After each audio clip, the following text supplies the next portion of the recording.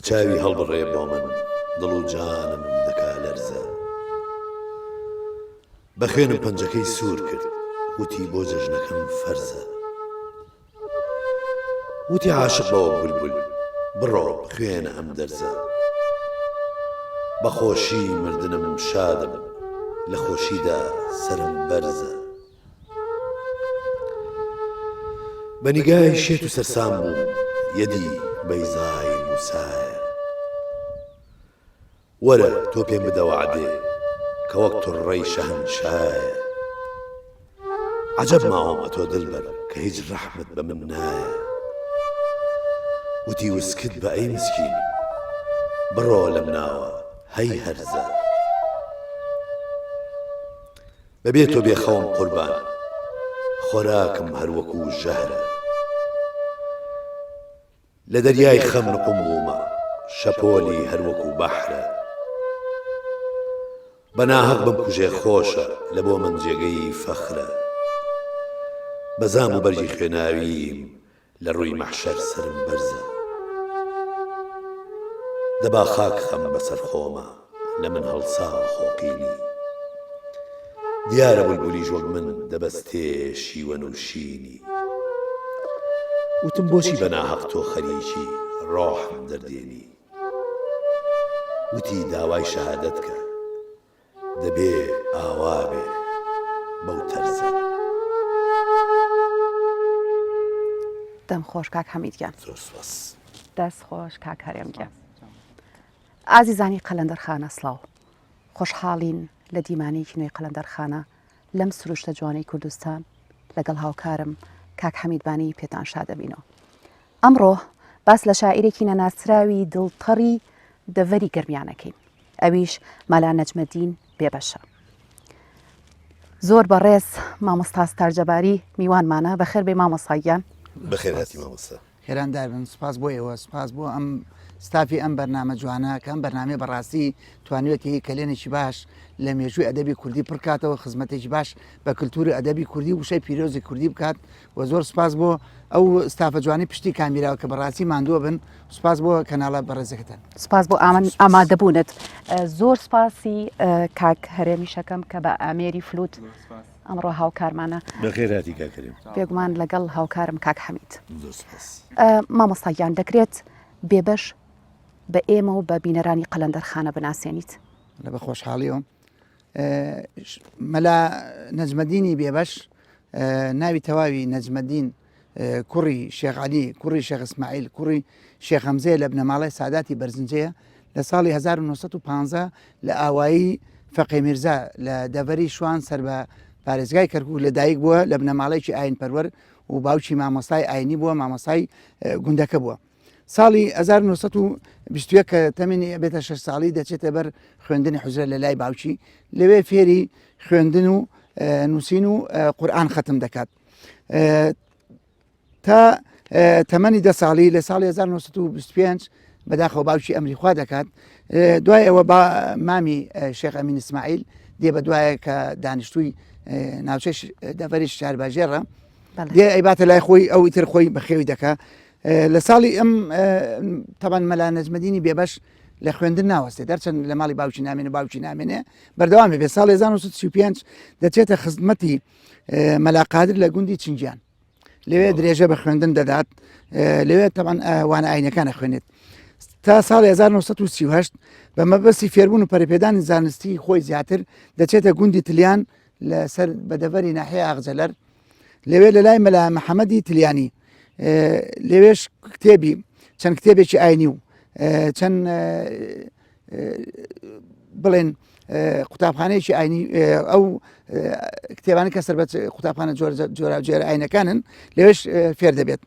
لە ساڵی 1942 دەچێتە شاری هەولێر، دەچێتە خزمەت مەلا مستەفا لە شارێکە مەلایەکی بەنابانگە ئەو ئێستا چەند مزگەوتێک بەناوەیە لە مزگەوتی قەڵای دێرینی هەولێر کتێبی ئیزهار واتە دەرخستن لەوێ تەواو دەکات. ساڵی 1945 دیسانەوە دەگەڕێتەوە ئاوایی گوندی تلیان و لە لای محەممەد تلیان کتێبی جامی دەخوێنێت. بەڵێ مامۆستا بێگومان ئەمانە هەمووی هەوڵدان بۆ پەیداکردنی معریفە و بۆ ئەوەی کە شارەزای پێکە لە بوارە ئاینیەکان و بوارە ئەدەبیەکانە بەڵام لەگەڵ ئەم قۆناغانەی ژیانە لە خوێندنە لە ساڵی 1932ەوە دەستی کردو بە شعر نووسین ئەو شعرانی کە لە سەرتاوە دەستی پێکردو بابەتە شعرەکانی چۆن بەڵێ کاک حەمید ئەگەر بوارم دێ بەڵام حەزەکەم باسی ئەو کتێبەی جامی بکەم ئاماژەی پێ بدەم مەلا جامی باپیرە گەورەی شاعیر هێمن مکریانی واتە هێمن مکریانی لەنەوەی مەلاجامی لە مابات ئەم کتێبێدانەوە باسی ئوسولی دینەکات ئەو کتێبە زۆر مەلاکان ئەبووە بیان خوێندایش ئەو کتێبە خوێنێ ساڵی 1932 پێش ئەوەی کە بێتە دنیای شارەوە شعری ئەم شاعرانەی هەموو خوێندووە بڵێن مەولەوی نالی مەحوی شێخ ڕەزای تاڵەبانی قانع پیرەمێرد بێکەس گۆران و بێخود و تایربەیجی جاف و حاجی قادری کۆی و بابە تایری عوریان و سالم و وەفایی و وەلی دیوانە و خانای قوبادی و سەیدەی هەورامی تا دەکات ئەحمەد موختار بەیجی جاف بەڵام ئەگەر لە شعرەکانی ببینین ئەم پیاوە زۆر کاریگەری ناری بە دەرەجەیەک لەسەر بووە بە دەرەجە دوو مەحوی بە دەرەجە سێ شێخ ڕەزای تاڵەبانی ئەمجا ئەم خولای شعرە لەکوێ هاتوۆتە سەری ئەم پیاوە کاتێک کاچێت لەلای لە کۆیە لەلای مەلا مەسعودی قسەشەکەی مامەسا بەڵام ئەو کاریگەریە لە پێنج شتێکەکانیان ڕوونی دیارەکە زیاترین شعری ناری کردو بە پێنج شتێکی دوای ئەوە بەحویەت ئەمجا بە دەرەجە پاش ئەوە شێخ ڕەزا بێخود و ئەمانە دێت بەڵێ ڕاستی ینی ئەتوانین بڵێن کاریگەری ناری بە دەرەجەیەک لەسەریەوە ئەترەوە نازانم خۆی ئەوە چێ بەڵام کە دەچێتە کۆیە لە خزمەتی مەلا مەعسوومی مەلا خدری هەورامی کە باوکی بەڕێز دکتۆر فواد مەعسووم کە سەرۆکۆماری پێشووی عێراقا ئەو پیاوە کە قوتابخانەی دینیەوە بێگومان ئەلەوێ کتێبی دڵنیام کتێبی ئەدەبی و کتێبی شاعیران و دیوان شاعیرانشی لەوێ دەستکەوتو خوێندێتی هەر لەگەڵ ئاینەکە بۆیە کاریگەری ئەوانشی لەسەر بووە بەڵێ مامۆستا بێگومان ئێمە جگە لە سەرچاوە عەرەبیەکان و جگە لە کتێب بە ئاینەکان و جگە لە دیوانە شعرەکانی کوردی ئەم شاعیرانە بە گشتی کاریگەری ئەدەبی فارسیان لەسەر بۆ وەکو سعدی و حافظ و خەیام و ئەمانە ئایا کاریگەری ئەم شعری ئەم شاعیرانە لەسەر بێبەشتی بووە بەڵێ بێگومان شاعیرانی کلاسیکی کورد هەر هەمویان کاریگەری شعری فارسیان لەسەر هەر هەمویان وەکو فەرز بۆ نمونە وەکو فەرز ئەوای گوڵستانی سعدیان لەبەر بووە بیان خوێندێتەوە ئەوای دیوانی حافزی شیرازی عومەر خەیام و دایان کتێبی تر کوردی فارسی ئەمیش بە هەمان شێوە گوڵستانی سعدی حافزی شیرازی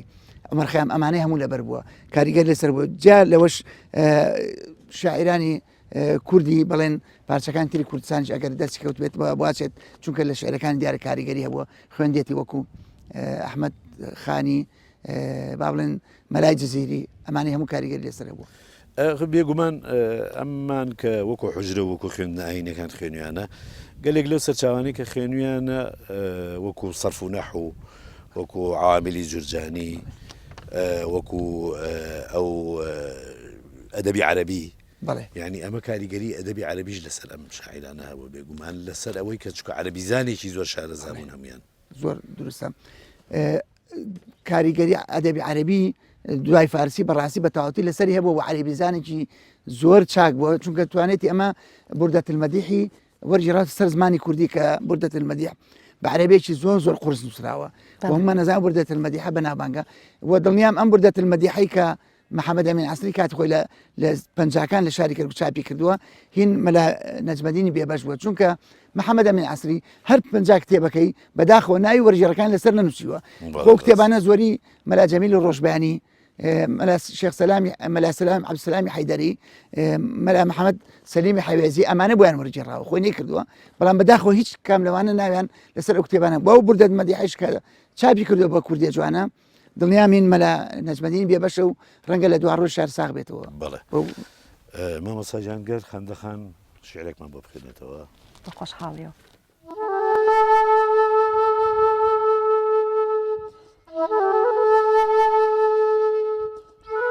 سەرم سەودای سەری تۆیە بە تۆیە دەرد و دەرمانم دەخیلم سەد دەخیل هاوار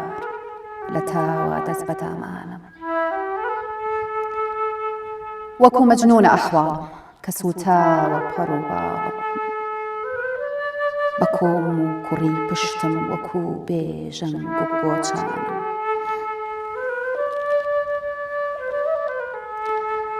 بە ئەنگوست ڕۆژەکەم ئاوا بە شەو بێدارم لە تاوە بە ئازاری مەرگ شادم بە هیوای قەبرستانم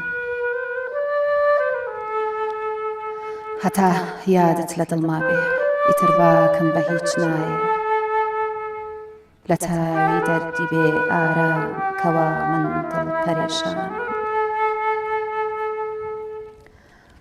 بە چاوی مەرحەمەت ڕوانی گوتی ڕۆحت بدە کوانێ بەڵا گەردانی باڵات بەم کەوا من قۆچی قوربانم بە لێوی جوانی پڕخاڵی بەڕەنەی دەنگی خڕخاڵی نەما هۆشم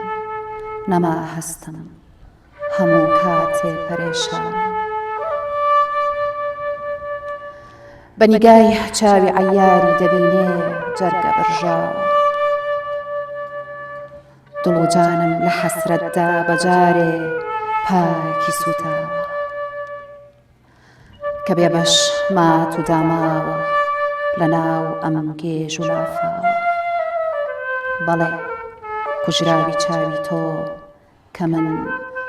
وا تیرە بارانم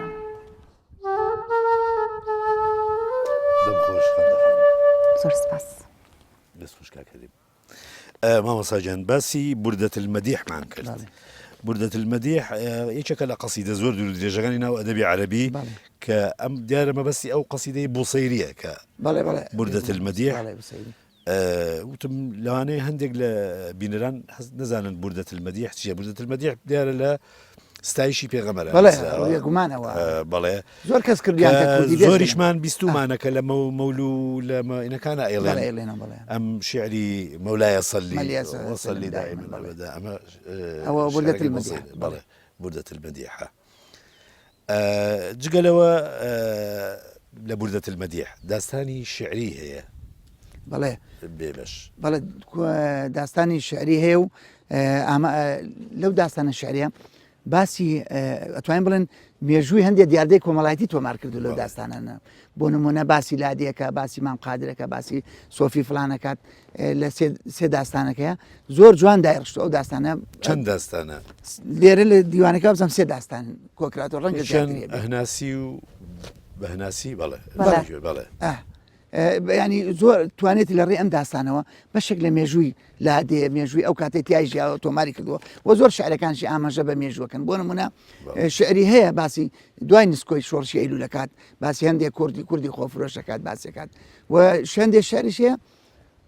پەندە کوردەکانتی ئاخنیەوە بەڕاستی توانێتی پەندەکان ڕوون بکاتەوە بە خەڵک مانای چییە بەڵام بە زمانی شعری ژیانی هاوسەری پێک هێناوە و ئایا مناڵی هەیە بەڵێ کوڕێک و چوار کچی هەبووە بەڵام من پێم وایە نووسەر شاعیر باشترین کوڕیان باشترین کچ کە جێڵێ ئەو بەرهەمەیە بۆ ئێمە بەجێ دێڵێت چونکە بەداخەوە زۆر جان مناڵەکانی مناڵی شاعران نیانتوانیوە نەکرد جێ باوشان بگرن ناتوان خزمەت بە باوشان زۆر هەبووە دەستنووس و یانشتەکانیان لە ناوداوە ینی ناتوانێت بێڵەوە ئەو خزمەتی باوشان کردێتی ئەمان نیانتوانە پەرەی پێ بدەن نیانتوانیوە ئەو خزمەتە جوانە بپارێزن و ئەدەبی کوردی شانازی پیاکە خۆشیان وەکو باوچێک شانازی پێ بکەن بۆیە جوانترین لای من جوانترین مناڵ جوانترین کوڕ باشترین کوڕ کچ مەلا جەمیل مەلا نەجمەدینی بێبەش ئەم دیوان شعرێ و ئەو بوردەت المەدیحەیە کە وەریژێڕات بەڵێ ئەمە طبعاً ئەم قسەی کە تۆ ئیکەیت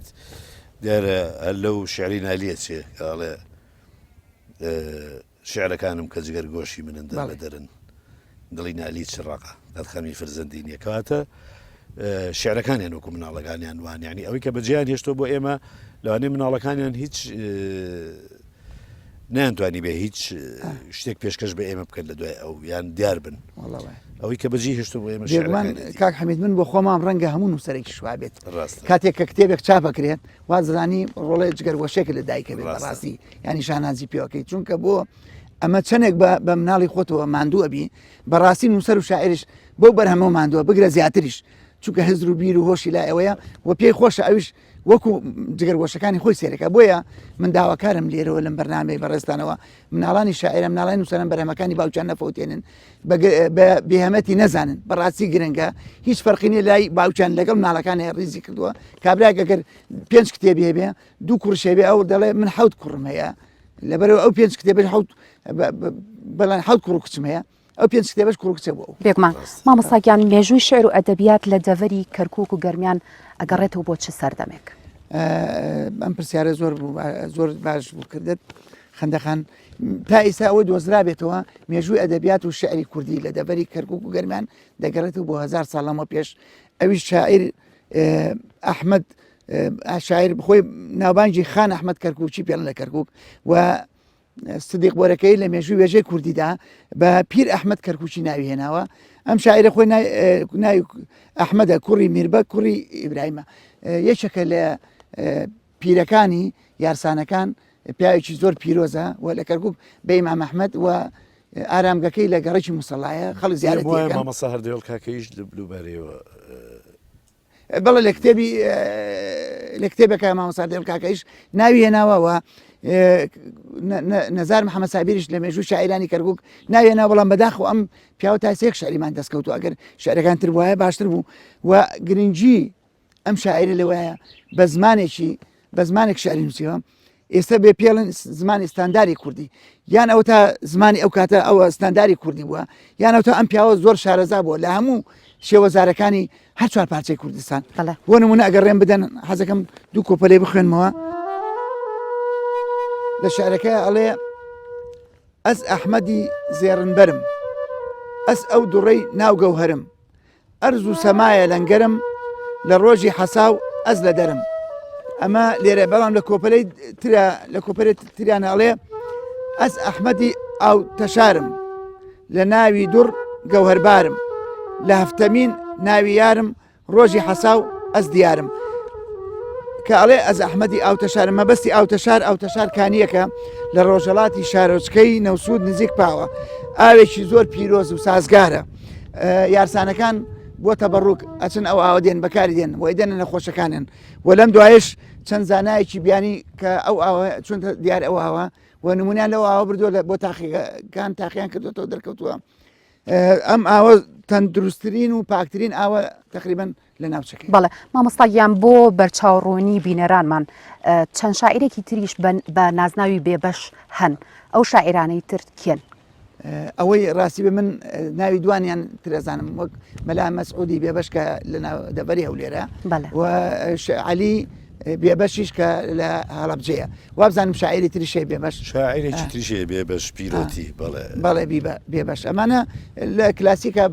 باو بوو ئەوە هەر کەسێک و نازناوێک بۆ خۆی هەڵبژێرێت و ناوەکانیان زۆری بەداخەوە ناوەکانیان ناوی عەرەبی بووە گونجاو نەبووە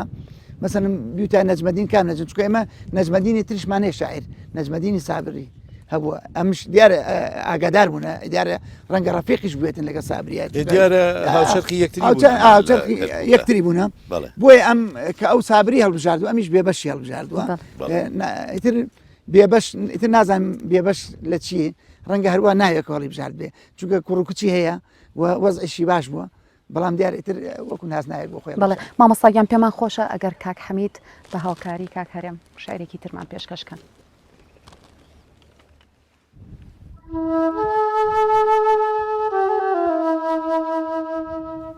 لەبەر ئەوەی 5 خشتێکی زۆر بووە من حەزم کرد ئەم 5 خشتێکی هەڵبژێرم کە لەسەر شعرێکی شێخ ڕەزای تاڵەبانی کردوێتی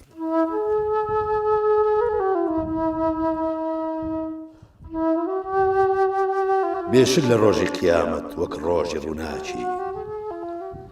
ئەسڵ نەسەبت دیارە کە معلومی بە پاچی لا خەوف عەلەیهم شیاوی تۆیە بە چاچی مەربوتە حەیاتم بە سلەیمانی و خاچی خۆزگەم بە سەجی قاپیەکەی ئەحمەدی کاچی دەنگی زیکرە هەر لە ئێوارە هەتاکو ڕۆژەڵات چاوەڕێ بێتە خوارێ دەست بەجێ ڕوتبە و خەڵات ڕەحمەتی خوا لەو دەمە دیارە کە دەرد و خەم ئەبات ئەو قودوەی ساداتە کە سوکانی سەماوات شەڕیانە لەسەر سەجدە ئەبەر مەرقەدی پاشی تا ئەوجی فەلەک خاک و هەوا بۆتە مسەڵڵا وەک تووری سینا بووەتە جێی نووری تەجەلا بۆ زیارەتی ئەو لازمە هەر هەوڵ و تەقەلا ئەو مەرقەدەی واڵایە کە وەک عەرشی معەلا مەحفوفە بە زوواری مەلەک دەوری شەباکی بۆ قامەتی شیرینت ئەمن زار و زەبوونم بۆ ماچی دەسی تۆیە سەراسی مەوتونم بۆ زیارەتی خاشی قەدەمت شێت و جنونم بۆ دەست و عەسا ناسکەکەی داخە دەرونم قوربانی عەسای دەستی بموو سۆل و سیواکی دەم خۆش کاک حەمیدگیان زۆر سپاس دەست خۆش کاک هەرێمگیان مامۆستاگیان شاعیر ئەڵێ وتم ئەم خەندە و نازە بە جارێ جەرگمی برژان وەرە خۆت بم سووتێنە بافیدای تۆ بێ سەر و سامان ئەمێ لێرەوە باسێک لە شعرە ئەوینیەکانی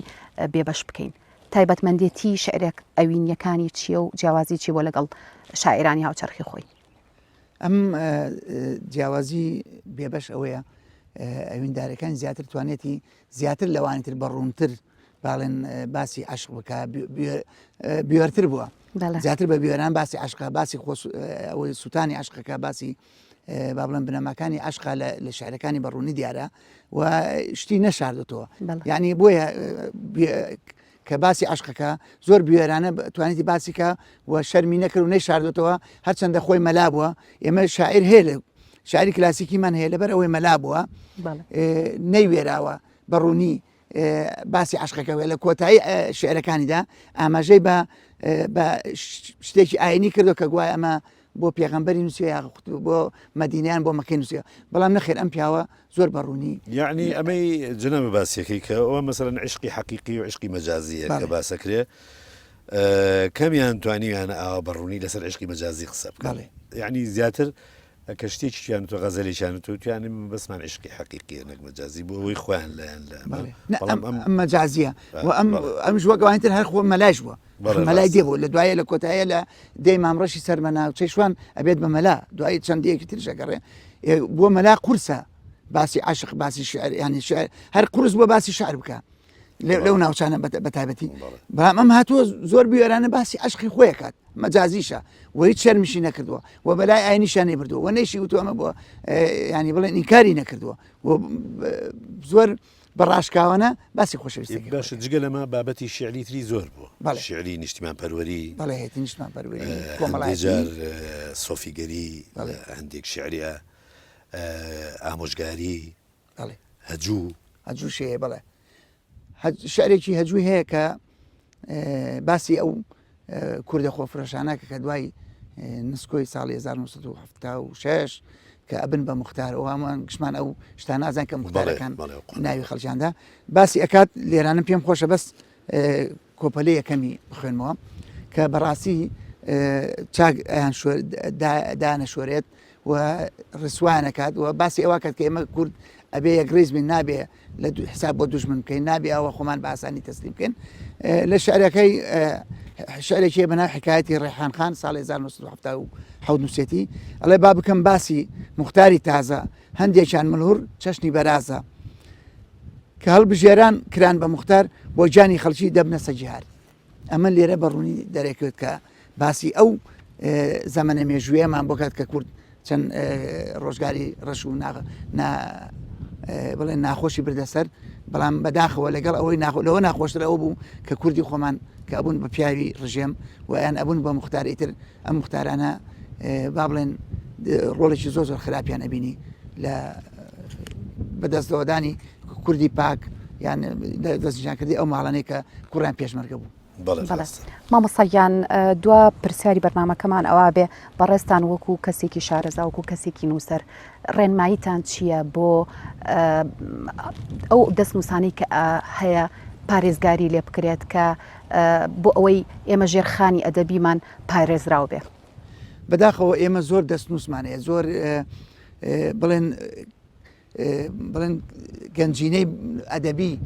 زۆر باشمان هەیە بەڵام بەداخەوە هەندێک کەس وای لێ کردووە خۆی دەستی بەسەرە کردووە و حەز ناکە نەوە تا خۆی بڵاوی کاتەوە نەوە تابی داتە کەسانی پسپۆری ئێمە کەسانی پسپۆرمان زۆرە دەستگا هەیە ئەگەر بتوانن تەسلیم بکەن بۆ نمونە لە شاری کەرکووک و دەوروبەری مامەستا ڕەدیۆڵ کاکەیمان ئەگەر هەر کەسێک بە ئامانەتە بیگەنتە دەستی ئەو بە ئامانەتەوە چاپێکا و بڵاوی کاتەوە بەڵام ئەگەر ئەوە بمێنێت معرەزە بۆ فەوتان کە فەوتا ئێمە کەواتە ئێمە مێژووی ئەدەبیاتی کوردی کەلتوری کوردی گەنجینەیەکی زۆر باشمان لە دەستێ وەشتی باشمان زۆر لە دەستوە فەوتاوە و ئێمە بەداخەوە خاوەنی ئەرشیف نین وەکو کورد ئەگەر ئەرشیفمان نەبووە ئێمە ئێستا خاوەنی مێژووی خۆمان بووین مێژوو لە ئەرشیف دروستە بێت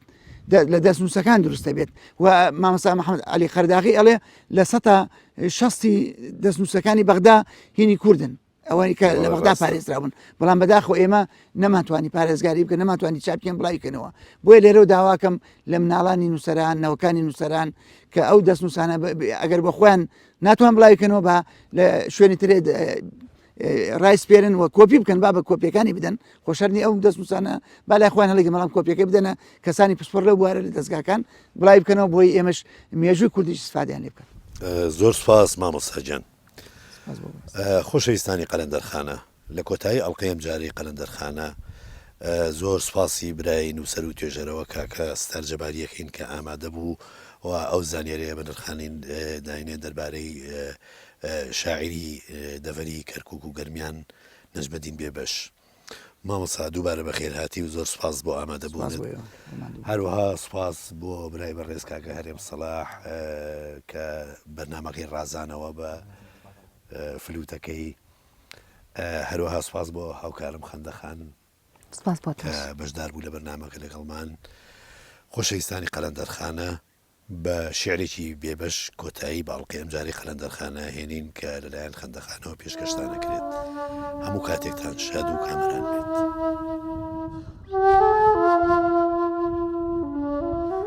من کە مەفتونی جەمالی تۆ بەو پەڕی ئاواتە کەی دەبێ ڕەحمێ بە من کە لایەکەم لێ کاتەوە خاڵی لێوی بوو بە مار و جەرگی گەستم بێڕەحم مەرهەمی زامی برینم بەو لیاقی گۆناتەوە وا لە خۆشی ئادەمرم نەخۆشم بۆ شیفا جەژنی ڕەمەزان ڕاورد جەژنی قوربان هاتە من لە خۆشی تۆ دەژی تۆ ئەڵەی دوور بە لە من ڕۆح و جانم بە قوربانی تۆزەکەی ژێر پاتەوە وا لە دووری دڵبەرم دەسووتێ هەر وەکو قەقنەسم کەی دەبێ یاری عەزیزم ئاوەڕم لێداتەوە نەخۆش و دەردەداری تۆ کەی دەبێ ڕەحمێ بکەی جەرگ و دڵ وێکرا هیلاکە بەدەستی سەوداتە